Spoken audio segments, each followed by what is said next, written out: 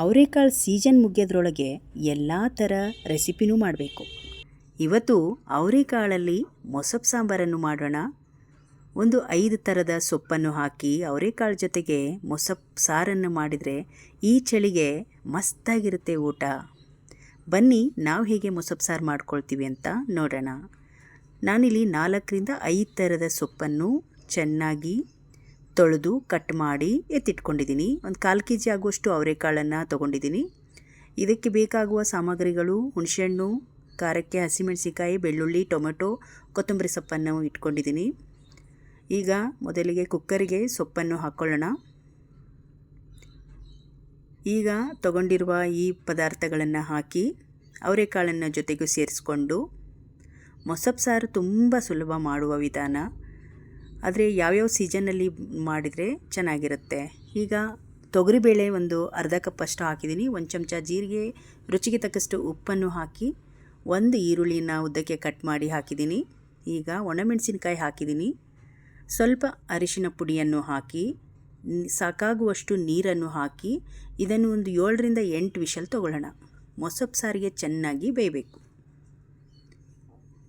ಈಗ ನೋಡಿ, ಒಂದು 7ರಿಂದ 8 ವಿಷಲ್ ಆದಮೇಲೆ ನಾನೀಗ ಕುಕ್ಕರನ್ನು ತೆಗಿತಾ ಇದ್ದೀನಿ. ಈಗ ಸ್ವಲ್ಪ ಆರಿದೆ.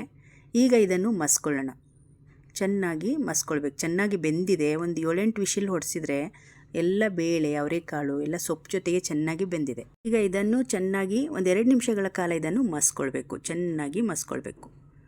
ಕೆಲವರು ಇದಕ್ಕೆ ಮಸಾಲೆ ಅಂದರೆ ಖಾರ, ಕಾಯಿ ಎಲ್ಲ ರುಬ್ಬಿ ಹಾಕ್ತಾರೆ. ಇಲ್ಲಿ ನಾವು ರುಬ್ಬಿಲ್ಲ. ಚೆನ್ನಾಗಿ ಮಸ್ತ್ಬಿಟ್ಟು ಒಗ್ಗರಣೆ ಹಾಕ್ಬಿಡೋದಷ್ಟೇ. ಖಾರ, ಉಪ್ಪು ಎಲ್ಲ ಮೊದಲೇ ಹಾಕಿರೋದ್ರಿಂದ ತುಂಬ ಸುಲಭ ವಿಧಾನ. ನೋಡಿ, ಇವಾಗ ಚೆನ್ನಾಗಿ ಮಸ್ತೀನಿ. ಒಂದು 2 ನಿಮಿಷಗಳ ಕಾಲ ಒಂದು ಪಾತ್ರೆಗೆ ಹಾಕಿ ಕುದಿಸೋಕೆ ಇಟ್ಬಿಡೋಣ. ಈಗ ನೋಡಿ, ಅಗಲವಾದ ಪಾತ್ರೆಯಲ್ಲಿ ಕುದಿಸೋಕೆ ಇಟ್ಟಿದ್ದೀನಿ. ಚೆನ್ನಾಗಿ ಕುದೀತಾ ಇದೆ. ಘಮ ಘಮ ಅಂತ ಸ್ಮೆಲ್ ಬರ್ತಾ ಇದೆ.